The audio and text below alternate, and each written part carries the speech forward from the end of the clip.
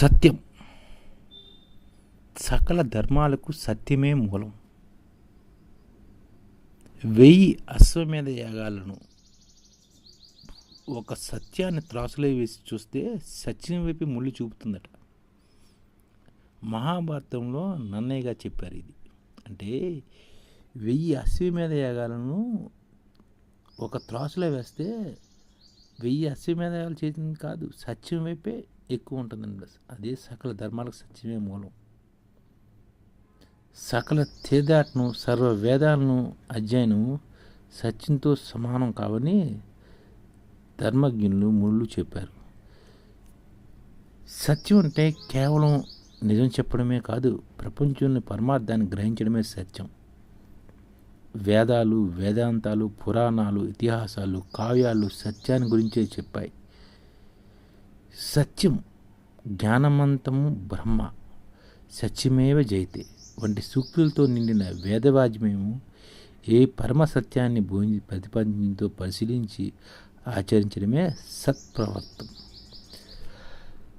ఆధ్యాత్మిక దృష్టితో చూస్తే సత్యమే శాశ్వతమైన సుఖ సంతోషాలను చేకూర్చగలుగుతుంది.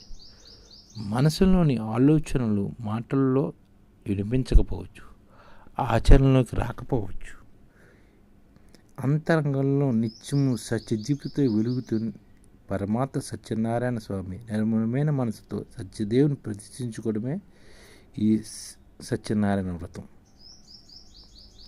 అదే సత్యనారాయణ వ్రతంతో మన సంకల్పం చేయడమే మానవార్థ దేశాబ్ది సైన్యం లక్ష్యం. ఎన్ని వ్రతాలున్నా తెలుగువారికి సత్యవ్రతమైన సత్యనారాయణ వ్రతం ఉంది. ఉత్తర భారతదేశంలో సత్యనారాయణ కథ చాలా ముఖ్యమైనది. సత్యనారాయణ తత్వాన్ని అవగాహన చేసుకోవడమే ఈ వ్రతం. బాహ్య ప్రపంచంలో సూర్యనారాయణుడు ప్రకాశిస్తమైతే మనోవీధిలో సత్యనారాయణుడు ప్రకాశిస్తుంటాడు, వాక్కులో నివసిస్తుంటాడు. సత్యనారాయణ వ్రతానికి మూలాధారమైన కథా వస్తువు స్కంద పురాణంలో ఉంది. ఈ పురాణంలోని రేవాఖండంలో 5వ అధ్యాయంలో ఈ వ్రత కథ ఉందన్నమాట. ప్రతి అధ్యాయం ముగియగానే స్వామికి పూజ చేసి ఖండ నారీకేలము నైవేద్యంగా పెట్టడం పరిపాటి. గోధుమ పిండితో చేసిన ప్రత్యేక వంటకాన్ని 5 భాగాలుగా చేసి నైవేద్యంగా పెట్టి ప్రసాదంగా స్వీకరించడం మన అందరికీ తెలిసిందే. ఈ కథలోని సత్యం 5 రూపాల్లో కనిపిస్తుంది.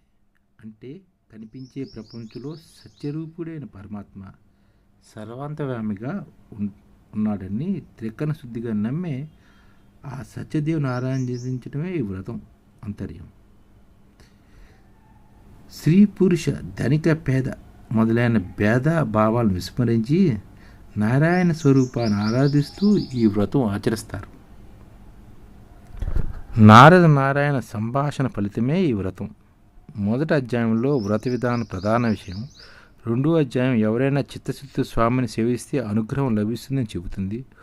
3-4 అధ్యాయాల వర్తకుడి కథలో వ్రతం చేయడంలో అశ్రద్ధ, నిష్ఠను ఆచరించకపోవడం వల్ల స్వామి ఆగ్రహానికి గురి కావడము విషయం ఉంటుంది. 5వ అధ్యాయంలో పామరులు చేసిన వ్రతాన్ని చిన్న చూపు చూసిన రాజు నాశనం కావడం చెబుతూ సత్యం అందరికీ సమానమైనదనే సందేశాన్ని ఇస్తుంది. వ్రత కథను సావధానంగా వినాలని నియమము. శుభకార్యాల్లోనూ శుభారంభ సమయాల్లోనూ మనశ్శాంతి లోపించిన పరిస్థితులను సత్యనారాయణ వ్రతం ఆచరించడం సంప్రదాయంగా వస్తుంది. అదే సత్యం. సకల ధర్మాలకు సత్యమే మూలం.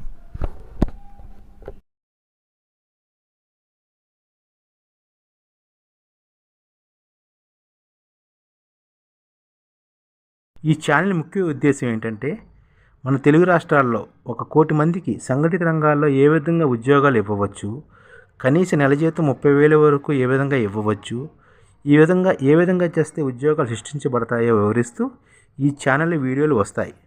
అలాంటి వీడియోలు మీకు కావాలంటే మన ఐడిఎఫ్ భాస్కర్ ఛానల్ని సబ్స్క్రైబ్ చేసుకోండి. ఐడిఎఫ్ అంటే ఇండియన్ డెవలప్మెంట్ ఫోర్స్.